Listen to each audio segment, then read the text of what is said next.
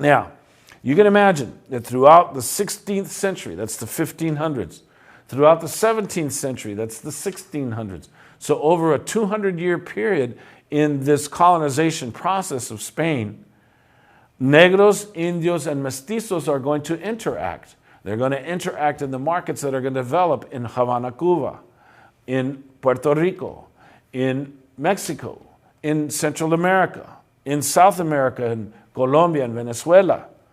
So what's going to happen in these domestic labor markets as the negros, the indios, the mestizos are going to interact in these labor markets, are going to create some of the most beautiful people known as Afro-mestizos. Any racially mixed person of partial black descent became identified as an Afro-mestizo. Afro-mestizos, and I provided a picture of some Mexican Afro-mestizas from Veracruz, just to share with you the beautiful mixtures that are going to occur. Afro-mestizos were stigmatized and considered lower than indios and mestizos simply because they were black, or they exposed features that reflected the beauty of blackness. Now, Afro-mestizos and people of black color and any African tracing were subjected to racist laws, and they were imposed fines if they were caught interacting with elite classes.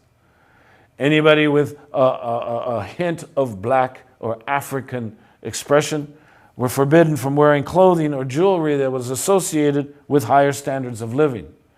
You had to pay special taxes, and you had to pay fees if you traveled outside of your community. And you were legally prohibited from walking on roads at night. And an Afro-mestizo could not carry weapons and became an indentured servant if one could not pay bills or became a pauper.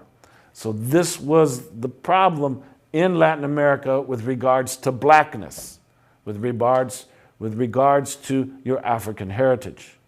So throughout the Spanish colonial period, there was tremendous rape that was occurring. There was tremendous racial mixing that was occurring. So Spanish men immigrating to the Caribbean, to Cuba, to Puerto Rico, to Santo Domingo, or to Mexico, or to Latin America.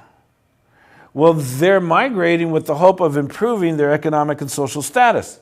So what the Spanish men are going to do finally by the 1590s, the 1600s, is they're going to begin to carefully select, because the church no longer is going to sanction interracial rapes.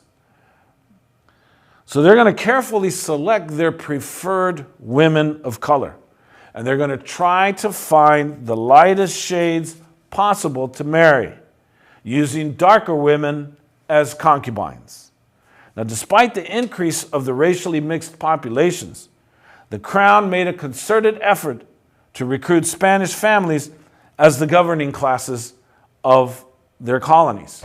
So you still have this occurring today, because when you take a look at the governing classes in Latin America, the governing classes in Mexico, the governing classes in the Caribbean, they're all light-skinned. They're all white. They all try to prove themselves as white. So again, this casta system is what's important, because it's still with us. It affects everyone, because we have all adopted the existing prejudices or the resulting prejudices. So this is the legacy. And I always make a joke with regards to my students in my live class about the legacy of racism. And I put up my leg. I said, see, that's the legacy. The legacy. Well, anyway, just wanted to make light of whenever you have to deal with racism. But again, it's a very sophisticated process. And again, like I shared with you students, Gonzalez talks about, well, the British were just up front. The British just said, Native Americans, get out of the way. That's why they're mascots today, and they're up there with the animals, extermination. And for Africans, let's segregate them. Let's put them in their own separate places. And he tries to paint the picture, well, Latin America, they had mixtures. Latin America mixed because the Spanish allowed for the mixing.